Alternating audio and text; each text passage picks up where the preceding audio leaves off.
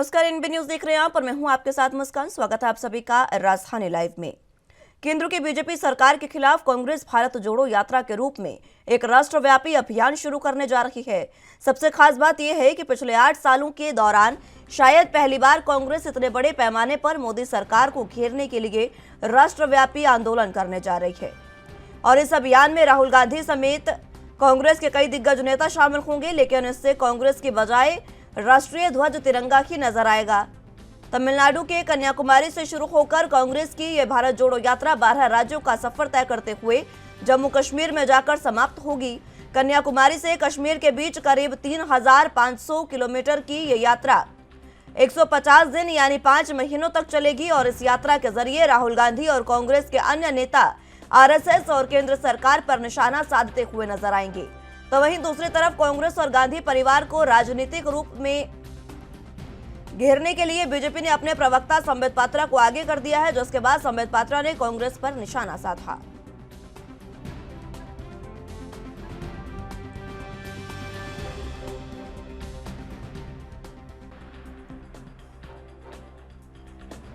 कांग्रेस की भारत जोड़ो यात्रा के जरिए बीजेपी और आरएसएस पर निशाना। आपको बता दें कि कांग्रेस साधने जा रही है। कांग्रेस भारत जोड़ो यात्रा करने जा रही है। लगभग कई किलोमीटर लंबी यह भारत जोड़ो यात्रा होगी, हजारों किलोमीटर लंबी यात्रा, जिसको लेकर दिग्गज जो हैं कांग्रेस के वो इस यात्रा में शामिल होंगे। भारत जोड़ो यात्रा लगातार कांग्रेस का एक सबसे बड़ा अभी तक का अभियान माना जा रहा है। आपको बता दें कि इसी को लेकर कन्याकुमारी से जम्मू कश्मीर तक ये जो यात्रा है वो होगी।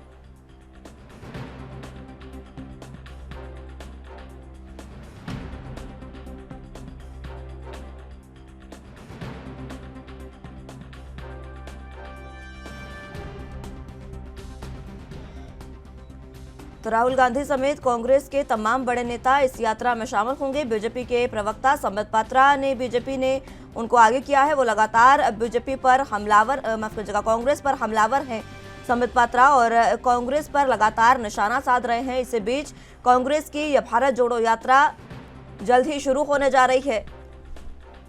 कन्याकुमारी से यात्रा शुरू होगी और जम्मू कश्मीर तक जाएगी। जम्मू कश्मीर में जाकर इस यात्रा का समापन होगा। 150 दिन ये यात्रा चलेगी। लगभग 5 महीने का समय ये यात्रा जो है वो चलेगी, जिसमें कांग्रेस के दिग्गज नेता मौजूद रहेंगे और सभी ये जो कांग्रेस के दिग्गज नेता है ये भारत जोड़ो यात्रा में हिस्सा लेंगे और बीजेपी और आरएसएस को घेरने का काम करेंगे।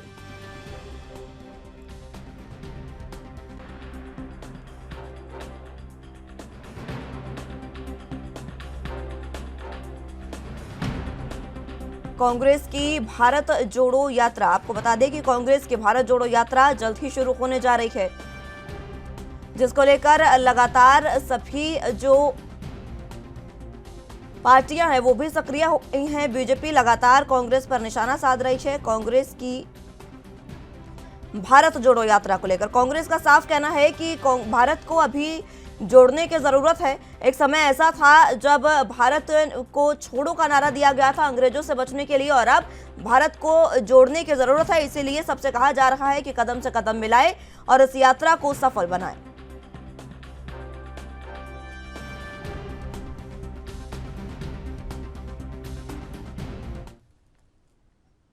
इसी खबर पर ज्यादा जानकारी के लिए दिल्ली से संवाददाता राजीव तिवारी हमारे साथ मौजूद हैं। राजीव, फिलहाल बात की जाए कांग्रेस की भारत जोड़ो यात्रा की, तो उसको लेकर किस तरीके के अपडेट्स मिल पा रहे हैं? कब तक ये यात्रा जल्द शुरू होने वाली है?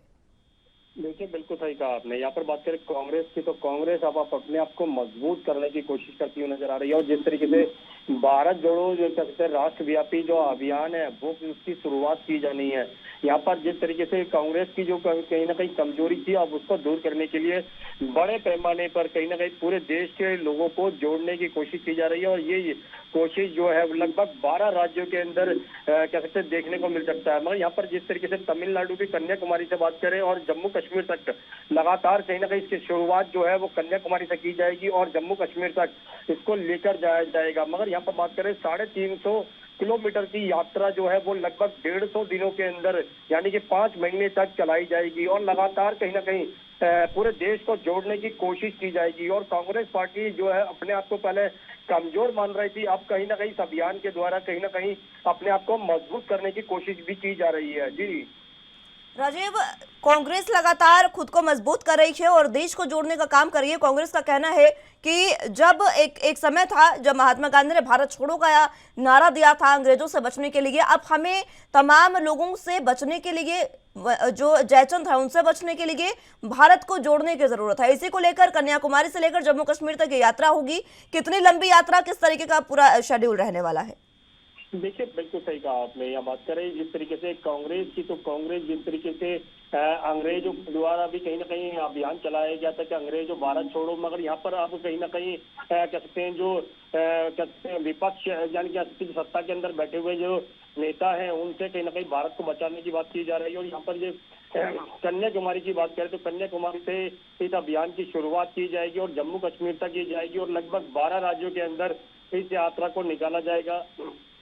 और यहाँ तक कि ये बात करें कि 350 किलोमीटर या 3500 किलोमीटर जो है वो यात्रा जो है वो काफी लंबी होने वाली है और लगभग 150 दिन की यात्रा ही चलेगी। लगभग कह सकते हैं सीधे सीधे कहें तो कहीं ना कहीं 5 महीने तक इस यात्रा को चलाया जाएगा और इस अभियान के तहत पूरी जनता को जोड़ा जाएगा। यहाँ पर बात करें इस तरीके से आम जनता की, जो कांग्रेस से अभी तक कहीं ना कहीं दूरी बना के बैठी हुई थी, वो कहीं ना कहीं इस अभियान के द्वारा कहीं ना कहीं जुड़ती हुई नजर आएगी। और कहीं ना कहीं और जिस तरीके से महंगाई की बात करें या फिर और मुद्दों की बात करें उसको लेकर भी कहीं ना कहीं केंद्र सरकार को घेरने की कोशिश की जा रही है। और यही चीज केंद्र सरकार के द्वारा भी की जा रही है, वो कहीं ना कहीं कांग्रेस को कहीं ना कहीं भ्रष्ट सरकार या फिर चाहे भ्रष्ट कांग्रेस केंद्र सरकार को घेरने की कोशिश कर रही है, लेकिन इसी बीच केंद्र भी पीछे नहीं है। बीजेपी ने भी अपने सभी प्रवक्ताओं को आगे कर दिया है राजीव, कांग्रेस को घेरने के लिए। देखिए, बिल्कुल सही कहा आपने। यहाँ पर बात करें कांग्रेस के जो अभियान है भारत जोड़ो, उसके द्वारा कहीं ना कहीं बड़ी कोशिश जरूर की जा रही है, मगर इसको लेकर भाजपा भी कहीं ना कहीं अब पीछे नहीं है। तमाम जो प्रवक्ता हैं या फिर कहें जो नेता हैं उनको आगे कर दिया गया है और लगातार ये कोशिश की जा रही है कि कांग्रेस को कमजोर किया जा सके। और इसको लेकर जिस तरीके से कह सकते हैं रणनीति बनाई जा रही कांग्रेस को कमजोर करने के लिए, यहाँ तक कि गांधी परिवार को भी कहीं ना कहीं इसमें घसीटा जा रहा है, तो साफ जाहिर है कहीं ना कहीं भाजपा भी पीछे रहने वाली नहीं है। और केंद्र सरकार जो है या फिर कहे भाजपा जो है वो कहीं ना कहीं कांग्रेस को घेरने की कोशिश करेगी। और देखना होगा कांग्रेस क्या अपने आप को मजबूत कर पाती है या फिर भाजपा अपने क्या कहते हैं कांग्रेस पार्टी को घेरती हुई नजर आएगी। जी राजीव, कांग्रेस बीजेपी जो है वो कांग्रेस को घेरने के लिए वंशवाद और भ्रष्टाचार का मुद्दा सबसे अहम उठाने वाली है। देखिए, बिल्कुल सही कहा आपने। यहाँ पर बात करें भ्रष्टाचार की, तो जिस तरीके से बात करें कांग्रेस के अंदर जो उथल पुथल थी या फिर कहें जो उसके ऊपर आरोप लगाए जा रहे थे भ्रष्टाचार को लेकर भी, वो कहीं ना कहीं भाजपा के लिए कहीं कहीं बड़ा मुद्दा बन सकता है और उसको लेकर कहीं ना कहीं कांग्रेस को घेरने की तमाम कोशिशें की जा सकती है। वंशवाद की बात करें या फिर कहें भ्रष्टाचार की बात करें तो कांग्रेस को कहीं ना कहीं घेरने के लिए भाजपा के तमाम प्रवक्ता जो है वो आपको मजबूत करने के लिए लगातार कोशिश करती हुई नजर आएगी। जी ठीक है राजीव, बहुत शुक्रिया आपका हमारे साथ जुड़ने के लिए और तमाम अहम जानकारी हम तक पहुंचाने के लिए। शिक्षक दिवस पर प्रदेश की योगी सरकार राज्य के 75 शिक्षकों को सम्मानित करेगी, जिसको लेकर बेसिक शिक्षा विभाग ने शिक्षकों की सूची जारी कर दी है। आपको बता दें कि राज्य के 75 शिक्षकों को राज्य शिक्षक पुरस्कार 2021 दिया जाएगा। सीएम योगी खुद सभी शिक्षकों को लखनऊ से सम्मानित करेंगे। इस लिस्ट में जालौन के विपिन उपाध्याय का नाम भी शामिल है, जिन्होंने शिक्षक के पद पर रहते हुए बच्चों के बेहतर भविष्य के लिए स्मार्ट क्लास से लेकर लाइब्रेरी और भौतिक वातावरण तैयार किया है।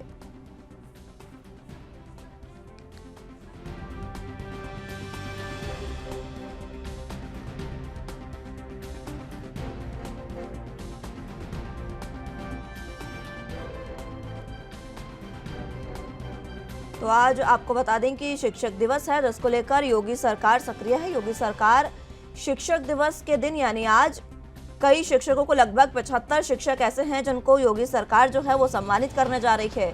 शिक्षक पुरस्कार 2021 से नवाजा जाएगा 75 शिक्षकों को और उनको इस दौरान पुरस्कार से सम्मानित किया जाएगा। आपको बता दें कि आज शिक्षक दिवस है, इसी को लेकर योगी सरकार ये कार्य करने जा रही है, जिसमें शिक्षकों को सम्मानित किया जाएगा। शिक्षकों की सबसे अहम भूमिका बच्चों के सर्वांगीण विकास में मानी जाती है। इसी को लेकर अब योगी सरकार सक्रिय इसको लेकर है और योगी सरकार ने साफ कर दिया है कि शिक्षक दिवस पर शिक्षकों को सम्मानित सीएम योगी आदित्यनाथ करेंगे।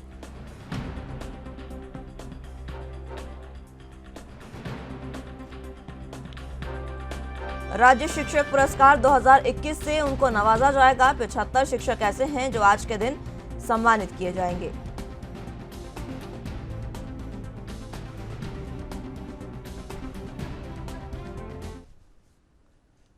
जरा जानकारी के लिए लखनऊ से संवाददाता जितेंद्र चौहान हमारे साथ मौजूद हैं। जितेंद्र, फिलहाल आज शिक्षक दिवस है और आज के दिन सीएम योगी ने जो ऐलान किया है कि शिक्षकों को सम्मानित किया जाएगा, किस किस तरीके की जानकारी इसको लेकर?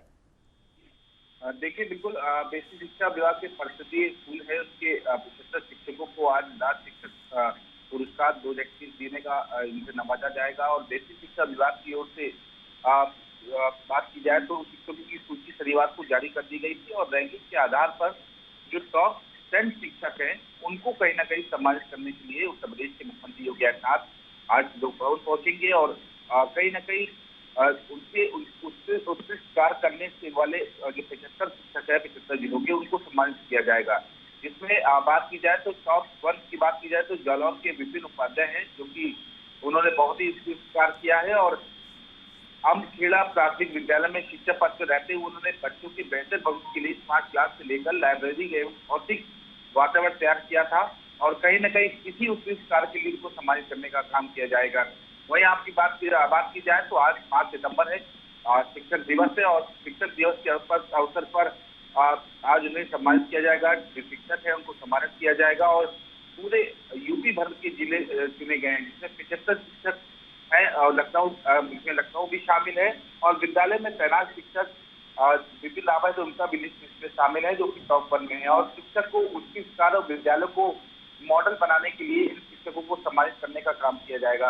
तो पूरी तरह से ये कहा जा सकता है कि उत्तर प्रदेश के मुख्यमंत्री योगी आदित्यनाथ आज शिक्षक दिवस के अवसर पर शिक्षकों को सम्मानित करने का काम करेंगे और कहीं न कहीं उनको उनके उत्कृष्ट कार्य और जो बेहतर शिक्षा करने का काम किया है शिक्षकों ने, उनको कहीं न कहीं उसी के देते शिक्षक अवार्ड से या शिक्षक पुरस्कार। जितेंद्र, शिक्षकों को सर्वांगीण विकास बच्चों का जो हो उसमें सबसे अहम भूमिका शिक्षकों की रहती है, तो इसको लेकर किस तरीके से क्राइटेरिया रखा गया है कि इन शिक्षकों को सम्मानित किया जा रहा है और कौन से ऐसे कार्य हैं जिनको मद्देनजर रखते हुए उनको ये सम्मान दिया जाएगा? देखिए, बच्चों की बात की जाए तो उनके बचपन से लेकर और माँ बाप के पहला और दूसरा शिक्षकों की अहम भूमिका होती है और इस अहम भूमिका को निभाते शिक्षक बच्चों का भविष्य बनाते हैं और जाहिर सी बात है और शिक्षकों को उनके उत्कृष्ट कार्य के लिए शिक्षक बेहतर शिक्षा स्कूलों में देने की, क्योंकि लगातार हमें ये सुनने को मिलता है खबरों में कि जो सरकारी स्कूल होते हैं उनकी स्थिति बहुत खराब है, शिक्षक नहीं पहुंचते हैं, तो इस तरह की तमाम शिकायतें आती है। लेकिन उसी बीच इन शिक्षकों ने उत्कृष्ट कार्य करते हुए स्कूल को मॉडल बनाया, बच्चों को स्मार्ट क्लास से लेकर तमाम जो भौतिक चीजों की जरूरत होती है मौजूदा समय में, उन सबको देने का काम और वातावरण इस तरह का तैयार करना, बच्चों को शिक्षित करना, उन सब कार्यों के लिए सरकार उनको प्रोत्साहित कर रही है। और जहां लगातार शिकायतें जाती रहती है कि स्कूलों में प्रतिदिन स्कूलों में शिक्षक नहीं पहुंचते, अच्छी शिक्षक नहीं देते, शिक्षा देते हैं, लेकिन कहीं ना कहीं तमाम चीजें सामने आती है। लेकिन उन्हीं में से ये कह सकते हैं कि 75 जिलों में 75 जो शिक्षक है उत्तर प्रदेश के, उन शिक्षकों को उत्तर प्रदेश सरकार आज सम्मानित करने का काम किया जाएगा और जो टॉप 10 75 में जो टॉप 10 सबसे उत्कृष्ट उसमें भी बेहतर काम किया है उन शिक्षकों को, उनको सीएम योगी आदित्यनाथ सम्मानित करेंगे। शिक्षकों को चयनित कर लिया गया है, 75 ऐसे शिक्षक हैं जिनको सम्मानित किया जाएगा। इसको लेकर अब सीएम योगी आदित्यनाथ जिस तरीके से आज उनको सम्मानित करना चाह रहे हैं, क्या इस दौरान कोई और बड़ा ऐलान शिक्षा को लेकर किया जा सकता है क्या? देखिए, इसमें कोई दो राय नहीं है, क्योंकि मुख्यमंत्री योगी आदित्यनाथ किसी को नियुक्ति पत्र प्रदान करते हैं तो वहां पर सीख देने का काम करते हैं और किसी को सम्मानित करने का काम किया है तो अपने संबोधन में भी तमाम बातें और कुछ घोषणा भी करते हैं। और इसमें कोई दो राय नहीं कि सीएम योगी आदित्यनाथ आज शिक्षकों के हित में कोई फैसला ले सकते हैं या कोई उनको उपहार स्वरूप शिक्षक दिवस से सौंप सकते हैं, तो ऐसी तमाम चीजें हैं जिस पर सीएम योगी आदित्यनाथ आज अपने संबोधन के दौरान शिक्षकों को बताएंगे, ज्ञान भूमिका के बारे में बताएंगे और हो सकता है कि उन शिक्षकों को कोई उपहार स्वरूप भी कुछ राज्य सरकार की ओर से कहा जाए। तो ये सब चीजें संभव है और कहीं ना कहीं आज उत्तर प्रदेश के जो 75 जिले हैं उनके विद्यालय की बेसिक शिक्षा या बच्चे स्कूल के बच्चे हैं शिक्षक है, उनको कहीं ना कहीं सम्मानित करने का काम किया जाएगा। जो टॉप 10 शिक्षकों को उनको शिक्षक सम्मान से समारोह शिक्षक सम्मान से नवाजेंगे, उनको सम्मान लेने का काम करेंगे। किस तरीके का ऐलान आज शिक्षकों के लिए और नई शिक्षा नीति को लेकर किया जा सकता है जितेंद्र? शिक्षा नीति के बारे में हमेशा उत्तर प्रदेश के मुख्यमंत्री योगी आदित्यनाथ और देश के प्रधानमंत्री नरेंद्र मोदी नई शिक्षा नीति को लेकर हमेशा सजग रहे हैं और नई शिक्षा नीति लागू करने के लिए शिक्षकों को हमेशा प्रेरित करने का है कि शिक्षा नीति के तहत उनको बच्चों को शिक्षा दी जाए। तो इन सब बातें हैं और जाहिर सी बात है कि शिक्षकों के हित में कोई न कोई उत्तर प्रदेश के मुख्यमंत्री योगी आदित्यनाथ आज उपहार स्वरूप अपने संबोधन के दौरान कह सकते हैं। तो आज कुछ भी संभव है और कहीं न कहीं उत्तर प्रदेश के मुख्यमंत्री योगी आदित्यनाथ आज अपने संबोधन के दौरान कहेंगे और 11 बजे का कार्यक्रम है। लखनऊ के लोक भवन में एक कार्यक्रम आयोजित किया जाएगा जिसमें 75 जिले के शिक्षक पहुंचेंगे, वैसे शिक्षा मंत्री होंगे और कहीं न कहीं उत्तर प्रदेश के मुख्यमंत्री योगी आदित्यनाथ भी वहां पहुंचेंगे और शिक्षकों को सम्मानित करने का काम करेंगे। 11 बजे तक का कार्यक्रम प्रस्तावित है। इसको लेकर किस तरीके की तैयारियां और किस तरीके का ये पूरा कार्यक्रम रहने वाला है?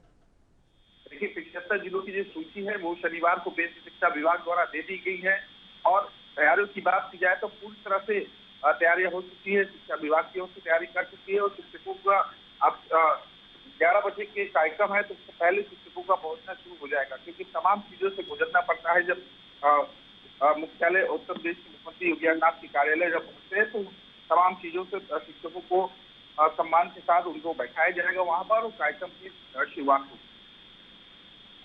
ठीक है, कार्यक्रम की शुरुआत जो है इसमें शिक्षकों के साथ साथ और कौन कौन इसमें शामिल रहने वाले हैं? देखिए बेसिक शिक्षा मंत्री होंगी और शिक्षा मंत्री होंगे और कहीं न कहीं बात की जाए तो उत्तर प्रदेश के मुख्यमंत्री योगी आदित्यनाथ समेत तमाम जो मंत्रिमंडल के मंत्री हैं वो कहीं न कहीं शामिल है। शिक्षा विभाग के मंत्री जरूर मौजूद रहेंगे, गुलाब देवी मौजूद रहेंगी, संजीव सिंह मौजूद रहेंगे राज्य मंत्री और उत्तर प्रदेश के मुख्यमंत्री योगी आदित्यनाथ समेत तमाम अधिकारी होंगे जो मंच पर दिखाई देंगे। ठीक है जितेंद्र, बहुत शुक्रिया आपका हमारे साथ जुड़ने के लिए और तमाम अहम जानकारी हम तक पहुंचाने के लिए।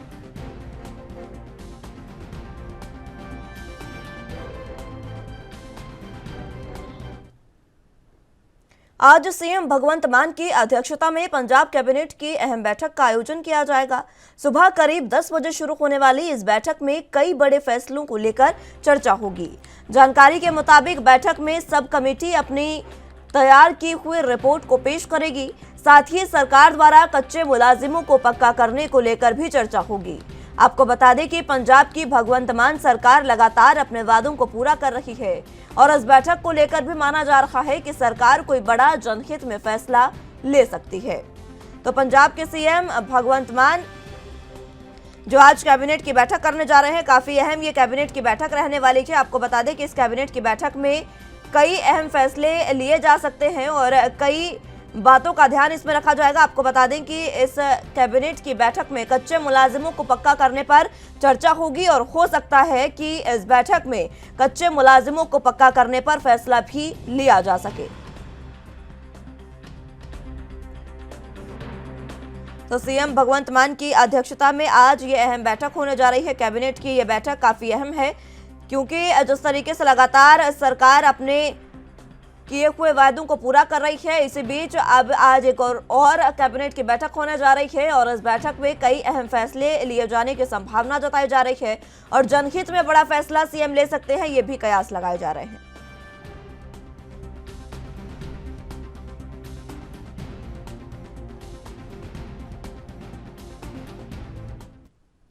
इस खबर पर ज्यादा जानकारी के लिए चंडीगढ़ से संवाददाता अमित कुमार हमारे साथ मौजूद हैं।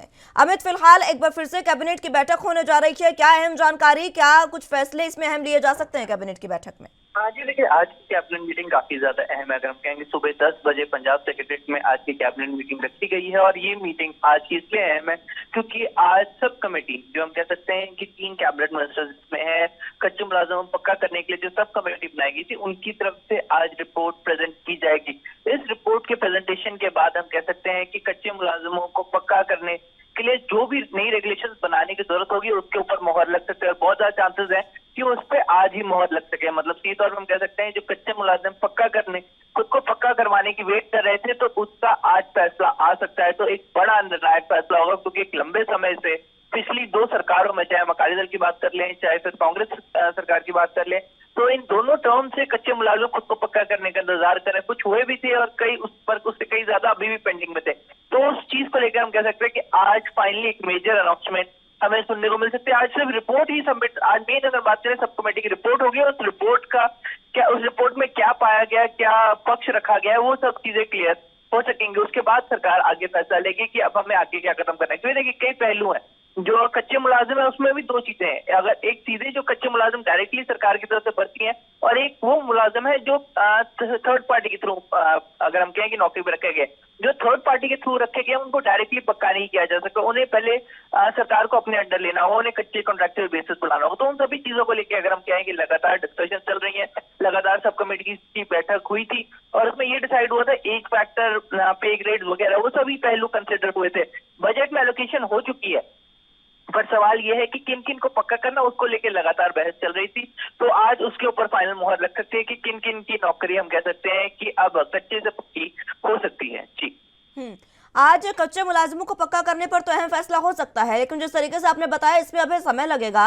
ऐसे कौन से फैसले हैं अमित, अगर बात की जाए तो आज की कैबिनेट बैठक में, जिन पर इंस्टेंट फैसला लिया जा सकता है? देखिए इंस्टेंट कैबिनेट हम देखेंगे सिर्फ फैसलों के लिए नहीं। कैबिनेट में ये है कि जो पिछले फैसले लिए गए हैं, चाहे हम बात कर ले कि फसल को उठाने के लिए आगे जो कई फैसले लेने हैं, उन सब चीजों को कंसिडर करने के लिए।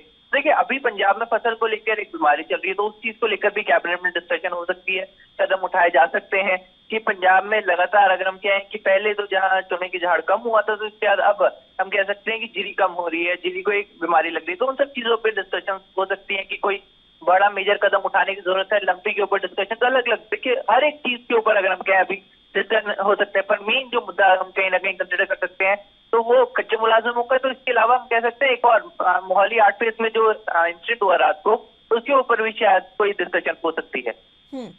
कल ही एक फैसला लिया गया है अमित, सीएम भगवंत मान द्वारा, जिसमें उन्होंने दो जो टोल प्लाजा है उनको बंद करने का फैसला लिया। हालांकि टोल कर्मियों का कहना था कि उनको समय और चाहिए, कोरोना की वजह से और किसान आंदोलन की वजह से उनका नुकसान हुआ, लेकिन उसको तमाम इन मांगों को दरकिनार करते हुए सीएम ने जनता के हित में ये फैसला लिया है। क्या उसको लेकर भी समीक्षा हो सकती है इस बैठक में? देखिए वो डिसीजन लिया जा चुका है, उस पर असल समीक्षा की जरूरत नहीं है। पर अब सवाल यह है कि उस पर आगे डिसीजन लेने की जरूरत है, क्योंकि देखिए खुद भगवंत मान की चीज, भगवंत मान ये चीज कहते हुए नजर आए कि ये दो टोल प्लाजा की म्याद पूरी हो चुकी थी, कंपनी 20 महीने का और समय मांग रही थी, उसको लेके हम अग्री नहीं करते। तो इसके अलावा मुख्यमंत्री भगवंत मान ने एक और बड़ी बात कही थी कि पंजाब में ऐसे कई और टोल प्लाजा हैं जिनका टर्म पूरा हो चुका है, या फिर वो रूल्स रेगुलेशन फॉलो नहीं कर रहे हैं। क्योंकि जब टोल लगता है तो उन्हें कई रूल्स रेगुलेशन फॉलो करना था, जैसे कि सड़क की मेंटेनेंस एंड जो उससे एसेंशियल होता है, एम्बुलेंस और अलग अलग सर्विसेज। ऐसे कई टोल्स हैं पंजाब में जिन चीजों को फॉलो नहीं कर रहे हैं, तो उनको भी जल्दी ही बंद कराया जाएगा। इसको लेकर भी हम कह सकते हैं कि अनाउंसमेंट की जा सकती है कि एक चेक एंड बैलेंस की कमेटी तैयार की जा सकती है, जाके चेक करे कि क्या ये टोल प्लाजा अपने सभी जो रूल्स रेगुलेशंस और जो उनकी अगर हम कहें कि कमिटमेंट्स हैं वो पूरा कर रहा है कि नहीं। जी, और कौन से फैसले इस कैबिनेट में लिए जा सकते हैं और किस तरीके की समीक्षा, जिस तरीके से आपने कहा कि पुराने फैसलों पर हो सकती है, क्या कुछ उसको लेकर जानकारी? देखिए मेन अभी तक हम कह सकते हैं कि सब कमेटी ही मेन इशू रहने वाला है। उसके अलावा अगर हम बात करें तो जैसे कि अभी बिजली के बिल्स को हम कह सकते हैं कि फाइनली बिल्स 0 आने शुरू हो गए। अगर हम कहें कि जो प्रॉमिस किया गया था भगवंत मान सरकार के द्वारा 600 यूनिट का, तो वो बिल्स आने शुरू हो चुके हैं। तो उसको लेकर समीक्षा होगी, क्या रिस्पॉन्स रहा, कि क्या हमारे पास सफिशिएंट फंड्स है, उनको लेकर डिस्कशन की जाएंगी। उसके अलावा जो अब लंपी स्किन चल रहा है, लंपी स्किन डिजीज जो काउज में चल रहा है, उसको लेकर क्या इंजेक्शन सफिशिएंट क्वांटिटी में आ गया, फंड्स और एलोकेट करने की जरूरत तो नहीं है, वो सब चीजें। उसके बाद ऑफकोर्स अलग अलग जो हम कह सकते हैं कि मंत्रालय, उन सबसे बाकी सभी कैबिनेट मिनिस्टर से उनके एरियाज की परफॉर्मेंस की डिटेल ली जाएगी कि क्या आपको कोई दिक्कत परेशानी, कोई फंड एलोकेशन की जरूरत तो नहीं है, किसी तरह की दिक्कत नहीं है। तो उन सब चीजों के ऊपर हम कह सकते हैं कि लमसम डिस्कशन होती हुई नजर आ सकती है। कच्चा कर्मचारियों की एक बार फिर से बात करें, सब कमेटी जिस तरीके से आज अपनी रिपोर्ट पेश करेगी, क्या इस रिपोर्ट को लेकर कोई अहम जानकारी मिल पाई है? इस रिपोर्ट में क्या कुछ हो सकता है? अरे सब कमेटी की रिपोर्ट को लेकर अगर कह सकते हैं कुछ खुलासा नहीं हुआ है। अगर हम बात करें तो खुद अगर हम वित्त मंत्री हरपाल जी मैं इसको चेयर कर रहे हैं, और उन्होंने इस बात को बार बार अगर हम उनसे बात की जाती है तो उन्होंने बोला कि हम मुलाजिमों से बात कर रहे हैं, उनसे उनकी हर एक दिक्कत परेशानी जान रहे हैं, और ये कोशिश कर रहे हैं कि जान सके कि कहाँ कहाँ हमें एडजस्टमेंट करने की जरूरत है। देखिए एग्जैक्टली एडजस्टमेंट करने की जरूरत है, क्योंकि देखिए कई पहलू हैं जो कच्चे मुलाजिम पक्का, उसमें सबसे बड़ा फैक्टर आता है एज।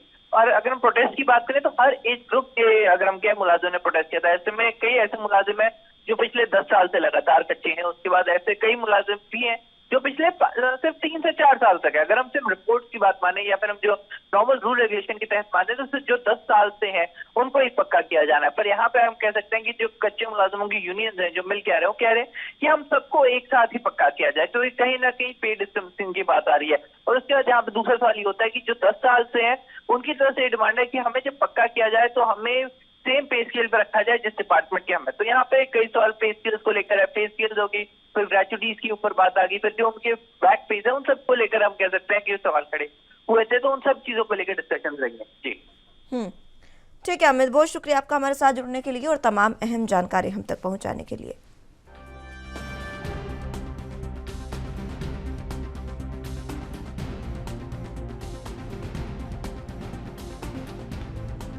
तो कच्चे मुलाजिमों को पक्का करने को लेकर आज पंजाब कैबिनेट की बैठक होने जा रही है। आपको बता दें कि सब कमेटी आज अपनी बैठक में अपनी रिपोर्ट देगी इस बैठक में, जिसमें कई अहम फैसले कच्चे कर्मचारियों को पक्का करने पर लिए जा सकते हैं। इस दौरान सबसे अहम फैसला कच्चे कर्मचारियों का ही रहने वाला है, क्योंकि कच्चे कर्मचारी लगातार लंबे समय से ये मांग कर रहे हैं कि जल्द से जल्द उनको पक्का किया जाए। अब देखना होगा कि उनको आज पक्का करने पर फैसला हो पाता है या एक बार फिर से इसमें समय की मांग आगे बढ़ाई जाती है।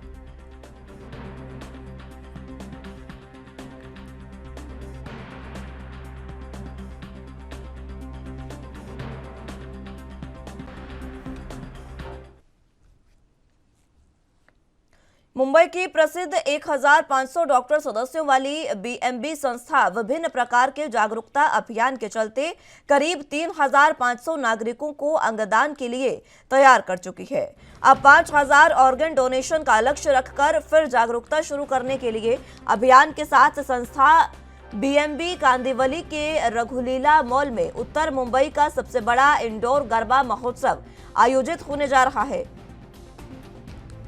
इस आयोजन में बॉलीवुड के कलाकार भी शामिल होंगे, जिसको लेकर बीएमबी ने एक प्रेस कॉन्फ्रेंस का आयोजन किया, जिसमें सेलिब्रिटी गेस्ट, फिल्म फैन और कांचली फिल्मों के स्टार अभिनेत्री शिखा मल्होत्रा समेत तमाम लोग मौजूद रहेंगे।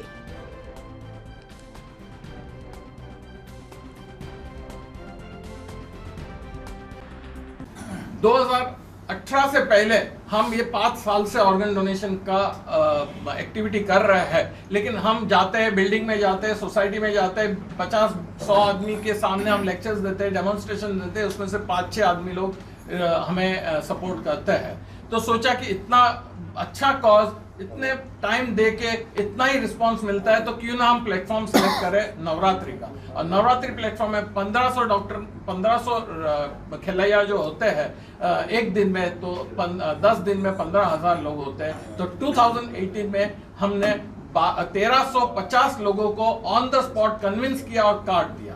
2019 में वो फिगर हम बढ़ा के 2984 लोगों को हम देंगे, और ये टाइम का हमारा टारगेट है 5000 कार्ड्स को देना है। अगर हम वहां तक पहुंचते हैं तो एक बहुत ही अच्छा लेवल हम पार कर सकते हैं। और पूरी जानकारी वहां पर बाकायदा स्टॉल रखता है, और स्टॉल पे एलईडी में हमारे वॉलंटियर्स ब्रोशर्स देके एलईडी पे एक्सप्लेन करके उनकी पूरी सम्मति के साथ फिर वहीं का वहीं हम इंस्टेंट ऑर्गन डोनेशन कार्ड देते हैं। और ये टाइम हमें बहुत अच्छा एहसास हो रहा है, क्योंकि 2018 में हमारे प्रेसिडेंट डॉक्टर नरेंद्र कुमार जी थे, उनके नेतृत्व में हमने किया। 2019 में मैं प्रेसिडेंट था, मेरे नेतृत्व में किया। अब 2000 president Rajesh Panchal, past president Nimesh Mehta और आईपीपी डॉक्टर नरेंद्र कुमार, तीनों प्रेसिडेंट मिलके हमारी पूरी टीम के साथ ये कर रहे हैं। नवरात्रि होती है बाहर आउटडोर में होती है, बट हमारे नवरात्रि इंडोर में है, जो एक रघुलीला जैस्मिन बैंक्वेट है, वहाँ पे 1000 से 15 लोगों की कैपेसिटी का बैंक्वेट हॉल है। वहाँ पे वो इंडोर नवरात्रि पहली बार हो रही है बोरीवली में, जो 3 साल से हम ही करते आ रहे हैं। तो एक है, और जो पासेस जो है वो बेसिकली डोनेशन पासेस है। आपको जिससे को पासेस चाहिए डोनेशन के हिसाब से आपको, बिकॉज जैसे कि सर ने एक चैरिटेबल ट्रस्ट है, हम इसमें से हमें पैसा नहीं कमाना है, जो कमर्शियल लेवल पे होता है वो हमें नहीं करना, पर ये डोनेशन पासेस जो आप चाहेंगे वो ऐसा डोनेशन आता है, उससे हम एक्टिविटी की जा सकती है। तो आपको जिसको पासेस चाहिए, आपको एक नंबर प्रोवाइड करा चाहिए जहाँ पे आप अपना नाम रजिस्टर करके पासेस कलेक्ट करवा सकते हैं। डोनेशन के लिए क्या क्राइटेरिया होते हैं, क्या डोनेशन देना पड़ता है? जो भी आप हेल्प कर सकते हो एज ऑर्गन डोनेशन के लिए, जो हम आप जैसे हमने आपको कहा कि हमारा जो मेन जो एम है, जो मुद्दा है, वो ऑर्गन डोनेशन का अवेयरनेस करना। तो मैं श्योर रहूँगा कि आप सभी उस पर जुड़ना चाहेंगे, बट इतनी बड़ी एक्टिविटी सस्टेन करने के लिए कुछ तो फंडिंग लगता है, तो हम हमारा अपना जो प्रोग्राम है वो सिर्फ एक सस्टेन हो जाए। और ये पूरा हम लोग का चैरिटेबल एक्टिविटी के अंदर उन डोनर जो है फायदा ले सकता है। इस बार टाइमिंग क्या रखेंगे, डांडिया या फिर नवरात्रि का टाइमिंग क्या रखने वाले हैं आप? टाइमिंग जो है 2-3 चीज़ें हैं ज़्यादा महत्वपूर्ण है, और प्लस हमारे साथ जो मीडिया पार्टनर जुड़े, जैसे जन्मभूमि है, आप लोग सब हो, ब्राइट लखानी जी है, हम में भी बनता है, खुशी भी बनता है, छोटे के लिए है, बड़े के लिए। और नवरात्रि सबसे बड़ा संगीतमय प्रोग्राम है हमारे इंडिया का, तो हम उसी को लेके साथ में जुड़े। वतन वतन मेरे आबाद रहे तो, ऐ वतन वतन मेरे आबाद रहे तो, मैं जहाँ रहूँ जहाँ में याद रहे तो, मैं जहाँ रहूँ जहाँ में याद रहे तो, ऐ वतन मेरे वतन, तुझ पे कोई गम की आँच आने नहीं दो, तुझ पे कोई गम की आँच आने नहीं दो, कुर्बान मेरी जान तुझ पे शाद रहे तो, कुर्बान मेरी जान तुझ पे शाद रहे तो, ऐ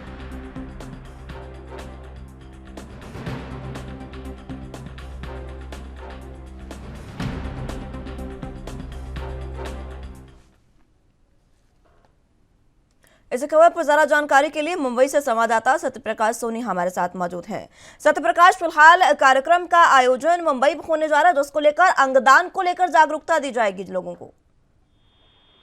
बिल्कुल मुस्कान जी, देखिए मुंबई बोरीवली मेडिकल ब्रदर्स की तरफ से यह पहला मौका है जब कोई संस्था किसी ट्रेडिशनल कार्यक्रम के जरिए लोगों को अंगदान, ऑर्गन्स डोनेट के लिए प्रमोट करती है। खासकर अब तक 3,500 से ज्यादा लोगों को अंगदान करवाई है।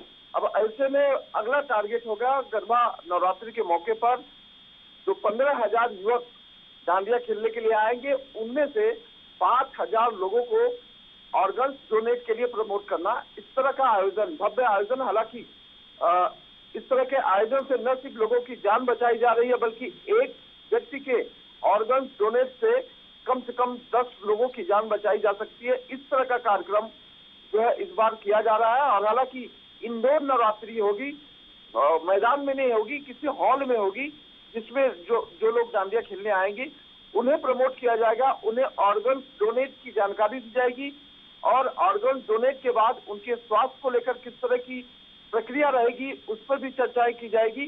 तो इस तरह का जो है आयोजन, भव्य आयोजन और मुंबई में किया जा रहा है। मुंबई में ये आयोजन किया जा रहा है। पहले 3,500 नागरिक तैयार हो चुके हैं। इसको लेकर जो यहाँ पर आयोजन करने आएंगे उनको यहाँ पर जागरूक किया जाएगा कि अंगदान किया जा सके। इसको लेकर प्रक्रिया क्या कुछ रहने वाली है इस पूरे कार्यक्रम की? बिल्कुल मुस्कान जी, देखिए जब भी कोई डांडिया के कार्यक्रम में आएगा, उन्हें जो 15-20 डॉक्टरों वाली टीम लगातार उन्हें यह जानकारी देगी कि किस तरह से एक व्यक्ति 10 अंग को दान कर सकता है। वो 10 ऑर्गन्स में क्या क्या होंगे उसकी जानकारी दी जाएगी। अंग दान के बाद आपके शरीर में किस तरह की हलचल रहेगी, किस तरह की प्रक्रिया रहेगी, उसकी जानकारी दी जाएगी। और यहाँ एक खास बात और है, इस नवरात्रि के दौरान जिन लोगों ने अब तक अंगदान किया है उन्हें इनवाइट किया गया है और उन्हें जो है रैंप वॉक करवाया जाएगा। यानी कि आप समझ सकते हैं कि अंगदान के बाद भी आपके शरीर में किसी तरह की कोई दिक्कत नहीं होगी। यह बातें लोगों को बताई जाएगी और दिखाई जाएगी। यह एक बड़ा कार्यक्रम है और इस तरह की कार्यक्रम के जरिए लोगों को यह जागरूक किया जा रहा है कि अगर आप एक शख्स अंगदान करता है तो कम से कम 10 लोगों की जान बचाई जा सकती है। यानी कि एक शख्स 10 लोगों को जो है 10 ऑर्गन्स को है अंगदान कर सकता है।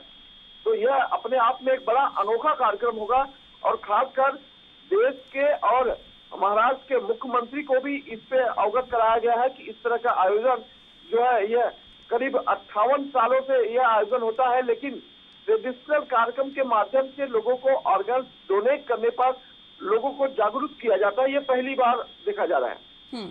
सत्यप्रकाश, अब जिस तरीके से ये भी कहा जा रहा है कि इसमें कई बड़े कलाकार, फिल्म हस्तियां भी मौजूद रहेंगी, उसको लेकर क्या जानकारी? देखिए बॉलीवुड के कई सितारे मौजूद रहेंगे, सिंगर्स, जैसा कि हमने बताया कि खुद इस वक्त दिलीप सेन जो है मौके पर मौजूद है और उन्होंने मीडिया से बात की। उसके बाद शाहरुख खान के साथ काम करने वाली शिखा मल्होत्रा, जिन्होंने अब तक 10 से ज्यादा फिल्में किया है, एक कोरोना काल में उन्होंने 1 साल तक मुफ्त में कोरोना मरीजों का इलाज किया है। तो ऐसे बॉलीवुड के सितारे भी मौजूद रहेंगे। उनकी उपस्थिति में यह नवरात्रि 2022 का आगाज किया जाएगा। इसमें लोगों को जो है अंगदान को लेकर प्रेरित किया जाएगा, उन्हें जानकारियां दी जाएगी और अंगदान कौन लोग कर सकते हैं, उनकी क्राइटेरिया क्या होगी, अंगदान देने के बाद उनके शरीर में किस तरह की स्थिति रहेगी, इसकी जानकारी दी जाएगी। खासकर ज्यादा जोर दिया जा रहा है कि सभी लोग ज्यादा से ज्यादा जो डांडिया खेलने आते हैं वह लोग अंगदान करें, जिससे आने वाले समय में किसी की भी जान बचाई जा सके। क्या समय निर्धारित किया गया है इस कार्यक्रम के लिए सत्य प्रकाश? नवरात्रि के पहले दिन शाम 6 बजे से लेकर रात 10 बजे तक यह आयोजन किया जाएगा और मुंबई के बोरीवली इलाके में रघुलीला जो मॉल आता है, उस मॉल में इंडोर जो है यह गरबा खेला जाएगा। इंडोर यानी कि मैदान में नहीं होगा, बल्कि एक हॉल की तरह होगा जहां पर डांडिया का आयोजन किया जाएगा। इस डांडिया में आए हुए सभी लोगों को ज्यादा से ज्यादा ऑर्गन डोनेट के तौर पर उन्हें जागरूक किया जाएगा। जिस तरह से ये तमाम जानकारी मिल पा रही है कि तमाम सेलिब्रिटीज मौजूद रहेंगे, लोगों को जागरूक किया जाएगा, ये प्रक्रिया क्या सरकार भी अपना सकती है? क्योंकि देखिए जागरूकता लोगों में सबसे ज्यादा हर चीज के लिए होनी चाहिए। अब अंगदान के लिए अगर लोगों को जागरूक किया जा रहा है तो हो सकता है कि अगर एक शख्स जाए तो वो 10 लोगों की जिंदगी बचाए। बिल्कुल मुस्कान जी, इसी तरह की जानकारी डॉक्टर्स ब्रदरहुड द्वारा दी गई है। सीधा उनका कहना है कि अगर एक शख्स अंगदान देना चाहता है तो अपने शरीर के 10 अंगों का वह दान कर सकता है, यानी कि एक व्यक्ति 10 लोगों की जिंदगी बचा सकता है। तो इस तरह की अगर मुहिम चलाई जाती है, खासकर उन्होंने सरकार से भी आग्रह किया है कि सरकार इस मामले में जो लोग अंगदान करते हैं उन्हें प्रोत्साहित करना चाहिए, उन्हें सर्टिफिकेट देना चाहिए, क्योंकि एक शख्स अगर 10 लोगों की जिंदगी बचा सकता है तो जाहिर तौर पर सरकार को भी इसमें जो है आगे आकर लोगों की मदद करनी चाहिए, लोगों को जागरूक करना चाहिए और सरकार उन लोगों को भी प्रोत्साहित करना चाहिए जो लोग जो है अंगदान करते हैं या जिन्होंने अब तक अंगदान किया है। ठीक है सत्य प्रकाश, बहुत शुक्रिया आपका हमारे साथ जुड़ने के लिए और तमाम अहम जानकारी हम तक पहुंचाने के लिए।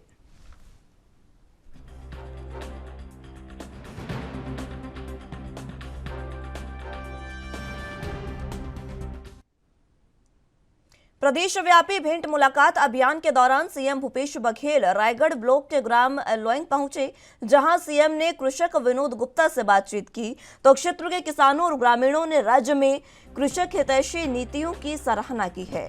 किसान विनोद गुप्ता ने सीएम को बताया कि छत्तीसगढ़ में राज्य सरकार द्वारा किसानों को दी जा रही सुविधाओं के परिणाम स्वरूप हमें आगे बढ़ने का भरपूर अवसर मिलने लगा है। विनोद गुप्ता ने बताया कि मैं स्वयं कृषक परिवार से हूं, जो शासकीय सेवा से सेवानिवृत्त होने के बाद राज्य में किसानों को दी जा रही सुविधाओं का लाभ उठाते हुए खेती किसानी से दोबारा जुड़ गए हैं। इससे मेरे खाली समय का खेती किसानी में बढ़िया उपयोग हो रहा है और खूब आमदनी भी होने लगी है। साथ ही इसे देखकर आस पड़ोस सहित क्षेत्र के युवा बेरोजगार लोग आकर्षित होने लगे हैं और खेती किसानी से जुड़कर अधिक से अधिक लाभ उठाने आ रहे हैं। विनोद गुप्ता ने बताया कि राज्य सरकार की महत्वाकांक्षी गोधन न्याय योजना के फलस्वरूप वर्तमान में मैं हर रोज गौठानों में 1 क्विंटल गोबर की बिक्री कर रहा हूं, जिसका प्रत्येक दिन 200 रुपए होता है।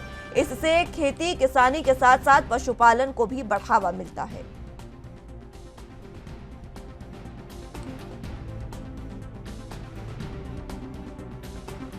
तो आपको बता दें कि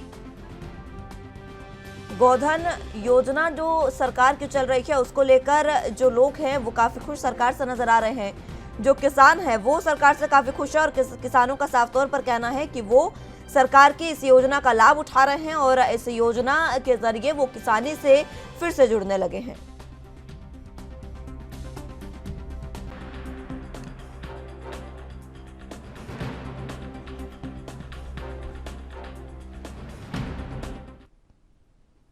इस खबर पर ज्यादा जानकारी के लिए छत्तीसगढ़ से ब्यूरो चीफ स्वाति कौशिक हमारे साथ मौजूद हैं। स्वाति, फिलहाल भेंट कार्यक्रम सीएम द्वारा आयोजित किया गया जिसमें किसानों से रूबरू हुए खुद सीएम और इस दौरान किसानों से उन्होंने खुद बातचीत की है।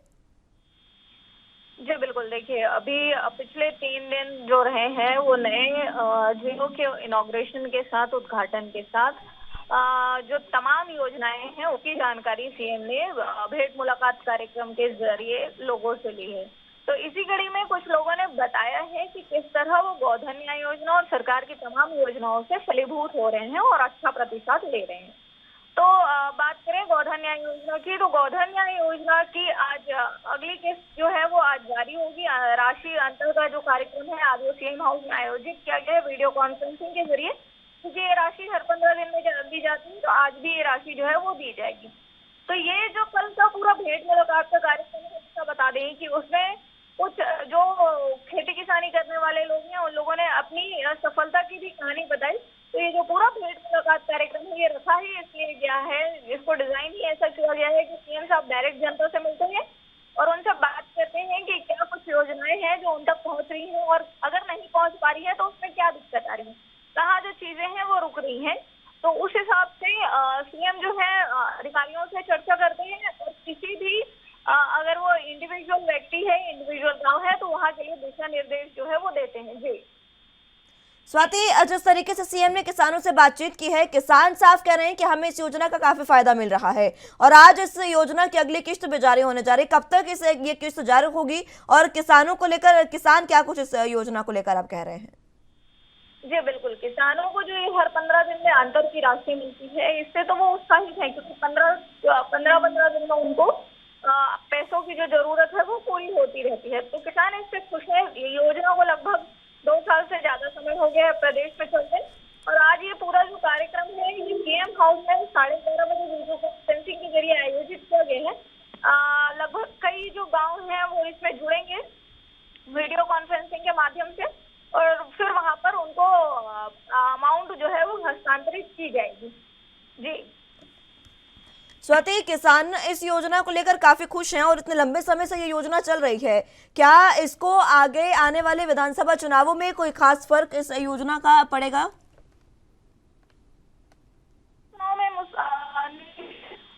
अगर अभी हम देश की राजनीति की थोड़ी बहुत चर्चा कर लें तो आने वाले समय में हिमाचल प्रदेश में इलेक्शन होने हैं। हिमाचल प्रदेश के इलेक्शन में से मैनिफेस्टो में जो मैनिफेस्टो कह लीजिए या जिससे कांग्रेस ने अपने चुनावी बिगुल बजाया है ये कह लीजिए, वहाँ पर गोधन न्याय योजना जो है उनकी जो 10 सूत्रें हैं उसमें से एक है। वहाँ पर अगर कांग्रेस की सरकार बनती है तो कांग्रेस ने ये तय किया है कि वहाँ पर भी क्योंकि मवेशियों की समस्या है तो वहाँ पर भी वो गोबर की खरीदी करेंगे 2 रुपए किलो के हिसाब से। ये छत्तीसगढ़ में चल रहा है। तो छत्तीसगढ़ की गोधन न्याय योजना जो है उसको जहाँ पर कांग्रेस आने वाली सरकार कह लीजिए या विपक्ष कह लीजिए, जो भी कह लीजिए, जहाँ पे भी वो चुनाव लड़ने जा रही है तो वहाँ पर इन चीजों का जिक्र बिल्कुल कर रही है। तो वहीं पर अगर हम दूसरे प्रदेशों की बात करें देश में तो वो कहीं ना कहीं इस चीज को अडॉप्ट करने के मूड में तो है, तो ताकि क्योंकि भारत जो है वो कृषि प्रधान देश है तो मवेशियों की जरूरत तो हर नहीं रहती है। तो इस पूरी कल्चर को बचाने के लिए इससे बेहतर योजना भी शायद नहीं इसको नहीं दिख रही है। जी स्वाति, अब जिस तरीके से किसान इस योजना से काफी खुश हैं, तो क्या अभी किसानों की कोई मांग इस योजना को लेकर, क्योंकि 2 साल से आप बता रहे हैं कि जिस तरीके से योजना चल रही है और हर 15 दिन में किसानों की जो पैसों की समस्या, फाइनेंशियल जो दिक्कत होती है वो सरकार की ओर से दूर की जा रही है। क्या योजना से खुश तो किसान है, ये जाहिर सी बात है क्योंकि किसान खुद बता रहे हैं, लेकिन क्या इसमें कोई संशोधन की मांग की जा रही है, क्या राशि बढ़ाने की मांग की जा रही है किसानों द्वारा? जी देखिए, अभी राशि बढ़ाने की मांग की कोई चीज तो आई नहीं, क्योंकि सरकार जो है छत्तीसगढ़ में प्रदेश सरकार जो है वो 2 रुपए किलो में गोबर खरीद रही है और 10 रुपए किलो में वर्मी कंपोस्ट खरीद रही है। मतलब वर्मी कंपोस्ट मतलब जैविक खाद। और दूसरी चीज है अब जैसे ही 2 साल पूरे हुए थे गोधन न्याय योजना को, तो उसी कड़ी में गौमूत्र की खरीदी भी हो रही है जो कि 4 रुपए लीटर के हिसाब से खरीदी जा रही है। तो इससे अभी किसी तरह की मांग तो सरकार के पास अभी आई नहीं है कि रेट बढ़ाया जाए या उनको और राशि दी जाए। तो ये अभी कह पाना कि किसी तरह की संशोधन की जरूरत है, ये तो अभी किसानों की तरफ से नहीं है। स्वाति, अब बात की जाए आज के कार्यक्रम की, तो जिस तरीके से आप बता रहे हैं कि आज ये कार्यक्रम होने जा रहा है जिसमें अगली किस्त जो है आज की वो जारी की जाएगी सीएम द्वारा, इसमें क्या और कोई ऐलान सीएम कर सकते हैं किस्त जारी करने के अलावा? जी देखिए, किस्त जारी करने के अलावा और क्या ऐलान होगा ये तो वक्त ही बताएगा। अभी कुछ इस तरह की खबर बिल्कुल ये किसानी से जुड़ा हुआ मुद्दा है जिसके लिए सीएम साहब हमेशा सरप्राइजेस देने के लिए रेडी रहते हैं। तो अगर वो इस मूड में होंगे तो अभी कुछ कहा नहीं जा सकता नहीं था, बट बिल्कुल किसान यहाँ के सीएम की अलग अपनी एक छवि है कि वो किसानों के बीच से है, खुद भी किसानी करते हैं। तो अगर ये आ गए तो कोई नई बात नहीं होगी। ठीक है स्वाति, बहुत शुक्रिया आपका हमारे साथ जुड़ने के लिए और तमाम अहम जानकारी हम तक पहुंचाने के लिए।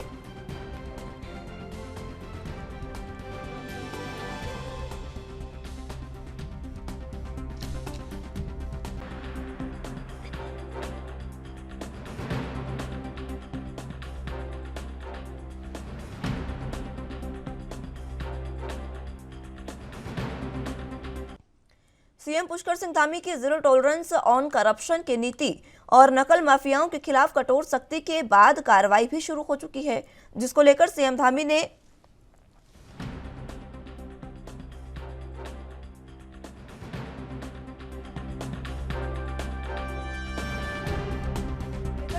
ने ऑनलाइन वन दरोगा भर्ती की जांच कराने के लिए डीजीपी को निर्देशित किया था, जिसके बाद डीजीपी ने मामले की जांच एसटीएफ को सौंपी थी। सीएम के निर्देश को लेकर एसटीएफ ने परीक्षा में धांधली की पुष्टि होने पर वन दरोगा ऑनलाइन 2021 परीक्षा में केस दर्ज कर लिया है। आपको बता दें कि सीएम धामी लगातार जीरो टॉलरेंस ऑन करप्शन की नीति से किसी भी तरह का समझौता न करने की बात करते रहे हैं। इतना ही नहीं, सीएम ने कहा कि मामले में कोई न कोई दोषी जो होगा उसे बख्शा नहीं जाएगा और ईमानदार और परिश्रमी युवाओं के साथ हमारी सरकार अन्याय नहीं होने देगी। एसटीएफ ने बताया कि ऑनलाइन नकल परीक्षा गैंग्स में प्राइवेट इंस्टीट्यूट जहां नकल के सेंटर थे, ऑनलाइन परीक्षा कराने वाली एजेंसी के लिए कुछ लोग, कक्ष निरीक्षक और परीक्षा से जुड़े कुछ लोग जांच में संदिग्ध प्रकाश में आए हैं। मामले में प्राथमिक रूप से कुछ छात्रों को चिन्हित कर लिया गया है और इसमें सम्मिलित कुछ नकल माफियाओं को हिरासत में लेकर गहन पूछताछ भी चल रही है।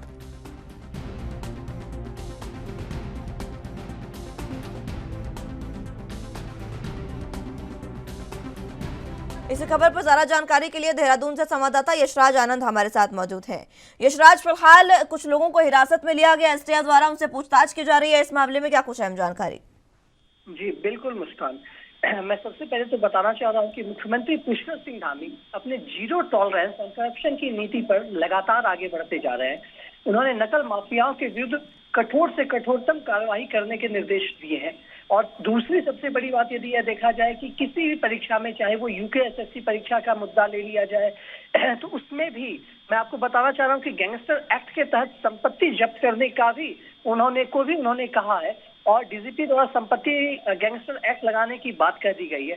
वहीं यदि बात की जाए विधानसभा बैकडोर भर्ती घोटाले की भी, तो उन्होंने रितु खंडूरी भूषण को एक पत्र लिखकर कहा था। जो रितु खंडूरी भूषण कनाडा से वापस लौटने के बाद उन्होंने तुरंत एक प्रेस वार्ता आयोजित की और एक समिति का आयोजन उन्होंने किया, जिसमें एक कमेटी उन्होंने बनाई, जिसमें उन्होंने उस पर जितने भी यहाँ पर बैकडोर भर्ती हुए थे उस पर उन पर जो दिक्कत, उन पे जो बैकडोर भर्ती की गई थी, उनमें जो संदिग्ध व्यक्ति थे उसके खिलाफ कठोर कार्रवाई की। वहीं अब दरोगा भर्ती पर भी काफी ज्यादा धांधली हो रहा है। ऑनलाइन दरोगा 2021 में यह केस दर्ज किया गया था। परीक्षा हुई थी और आज केस दर्ज किया गया था। इसी को देखते हुए पुष्कर सिंह धामी ने ऑनलाइन वन दरोगा की जांच कराने के लिए पुलिस महानिदेशक को निर्देशित किया था और डीजीपी द्वारा उस प्रकरण की जांच में एसटीएफ को यह प्रकरण सौंप दी गई थी। और वहीं पे 2021 में जो यह परीक्षा हुई थी उसमें आज यहाँ पे केस दर्ज कर लिया गया। जी मुस्कान, जिस तरीके से ये केस दर्ज किया गया है यशराज, इसको लेकर अहम जानकारी ये भी मिल पा रही है कि सीएम जिस तरीके से जीरो टॉलरेंस की बात करते हैं, लेकिन इस तरीके के मामले सीएम धामी के कार्यकाल में सामने आना ये काफी अहम अपने आप में रखता है अहमियत, क्योंकि इस तरीके के मामलों में खुद सीएम धामी कहते हैं कि जल्द से जल्द इन पर कार्रवाई होगी। अब कई ऐसे मामले हैं जो जिन पर एसटीएफ कार्रवाई कर रही है, तमाम मामलों में कार्रवाई कहाँ तक पहुंची? जी बिल्कुल, एसटीएफ को भी पूरी तरह छूट मिली हुई है। चाहे कोई भी घोटाला हो जाए, भर्ती घोटाला किसी भी तरीके का हो जाए, चाहे सहकारिता घोटाला की भी यदि अभी बात उठ रही है, बात की जाए तो उसमें भी जरूर कहीं ना कहीं कार्रवाई की बात करेगी। जैसे दरोगा भर्ती घोटाले की मैं यदि बात करूं तो इस भर्ती प्रक्रिया में जो अनियमितता हुई है, इसमें संलिप्त लोगों के विरुद्ध कठोर कार्रवाई की जाएगी और कहा गया है कि कोई भी दोषी बख्शा नहीं जाएगा। उन्होंने साथ ही कहा है कि अपने प्रदेश के ईमानदार और परिश्रमी युवाओं के साथ हमारी सरकार अन्याय नहीं होने देगी। दूसरी सबसे बड़ी बात जो आपने कही, बिल्कुल सही आपने कहा कि जितनी भी भर्ती घोटाले हुई है या जो भी घोटाला करप्शन इस तरीके का हुआ है, सब मुख्यमंत्री पुष्कर सिंह धामी के कार्यकाल में उजागर होते जा रहा है। बिल्कुल भर्ती तो बहुत पहले ही हो चुका था, ऐसी बात नहीं है कि भर्ती 2022 में भी, भर्ती 2021 में भी हुई थी, 17 में भी हुई थी, 12 में भी हुई थी। उन सारे भर्तियों का एक साथ अब उस पर जो भी गलत अनियमितता हुई है उन भर्तियों को करने में, सारे का अब उजागर होते जा रहा है। क्योंकि मुख्यमंत्री पुष्कर सिंह धामी ने साफ कहा था कि जब से राज्य बनाए तब से लेकर अभी तक में कोई भी यदि गलत काम हुआ है तो उसको कतई बर्दाश्त नहीं की जाएगी और उसके खिलाफ कठोर से कठोर कार्रवाई की जाएगी। इसी बात को चूंकि मुख्यमंत्री पुष्कर सिंह धामी खुद एक युवा मुख्यमंत्री हैं और भाजपा ने पहले भी कहा था कि ना तो हम खाएंगे और ना तो खाने देंगे, तो इसी नीति को भी, नरेंद्र मोदी की इसी नीति को भी पुष्कर सिंह धामी आगे बढ़ाते हुए यह कह रहे हैं कि ना तो इस राज्य में कोई अनियमितता होगी और ना तो अनियमितता करने दी जाएगी। क्योंकि उत्तराखंड सिर्फ एक किसी नेता या मंत्री का राज्य नहीं या किसी एक विशेष समुदाय वर्ग का राज्य नहीं है, यह सारे लोगों का एक सम्मिलित रूप है। इसमें यहाँ पर सभी लोगों का उतना ही दर्जा है जितना एक मंत्री, विधायक, नेता या अन्य उच्च अधिकारी, आला अधिकारी के बेटे, परिवारजनों का है। तो यहाँ पर सभी को समान अधिकार में दी जाएगी, समानता का अधिकार है। इसी को बढ़ाते हुए मुख्यमंत्री पुष्कर सिंह धामी ने जो कहा था, उसी को लेकर जितनी भी अनियमितताएं हुई इसका खुलासा हो रहा है। और मुख्यमंत्री ने सभी अनियमितता के खिलाफ, सभी भर्ती के खिलाफ, सभी घोटालों के खिलाफ एक साथ जीरो टॉलरेंस की नीति अपनाते हुए कार्रवाई का सख्त से सख्त आदेश दे दिया है। यशराज, क्या नकल माफियाओं के खिलाफ आगे धामी सरकार को यह अहम फैसला लेने जा रही है? क्योंकि एक कड़ा निर्देश इस पर होना चाहिए धामी की ओर से, सीएम धामी की ओर से, कि नकल माफियाओं को एक नसीहत लगे। बिल्कुल, जैसा कि मैं बताना चाह रहा हूं कि प्राथमिक रूप से कुछ छात्रों को चिन्हित भी कर लिया गया है और इसमें कुछ नकल माफियाओं को भी हिरासत में लेकर उनसे गहन पूछताछ की जा रही है। इस परीक्षा को कराने वाली एजेंसी MYNSEIT लिमिटेड की संलिप्तता होने का इसमें साक्ष्य भी जांचा जा रहा है। प्रकाश में भी आया है कि यह भी उस अनियमितता में संलिप्त है और साथ ही साथ कुछ प्राइवेट इंस्टीट्यूट जहां पर परीक्षाएं आयोजित हुई है उसको भी चिन्हित कर लिया गया है। मतलब जहां जहां कुछ परीक्षाएं ली गई है उसको भी चिन्हित किया गया है। दूसरी सबसे बड़ी बात कि ऑनलाइन नकल माफिया गैंग में हरिद्वार में, खासकर के हरिद्वार देहात, पश्चिमी उत्तर प्रदेश और दिल्ली के लोग प्राथमिक जांच में शामिल पाए जा गए हैं। और साथ ही साथ ऑनलाइन नकल परीक्षा में प्राइवेट गैंग इंस्टीट्यूट जहां नकल के सेंटर थे, ऑनलाइन परीक्षा कराने वाली एजेंसी के कुछ लोग, कक्ष निरीक्षक व परीक्षा से जुड़े हुए कई लोग जांच के घेरे में आए। दूसरी और सबसे बड़ी बात, एक बात, यह परेशानियां थोड़ी सी यह आ रही है क्योंकि उत्तराखंड उत्तर प्रदेश से अलग हुआ राज्य है। उत्तर प्रदेश सबसे बड़ा राज्य में क्षेत्रफल की दृष्टि से भी एक बहुत बड़ा राज्य है। तो इसी को देखते हुए यहाँ पर समस्या ये आ रही है कि अभी जो यहाँ पर कोई भी, चाहे आप यूके ट्रिपल SST मुद्दे को ले लें, चाहे वन दरोगा घोटाले को ले लें, इसमें हर जगह जो उत्तराखंड के साथ साथ उत्तर प्रदेश में भी लोग सम्मिलित नजर आ रहे हैं। तो यह कड़ी जो है उत्तर प्रदेश और उत्तराखंड दो राज्यों तक पहुंच रही है। जी मुस्कान। ठीक है यशराज, बहुत शुक्रिया आपका हमारे साथ जुड़ने के लिए और तमाम अहम जानकारी हम तक पहुंचाने के लिए।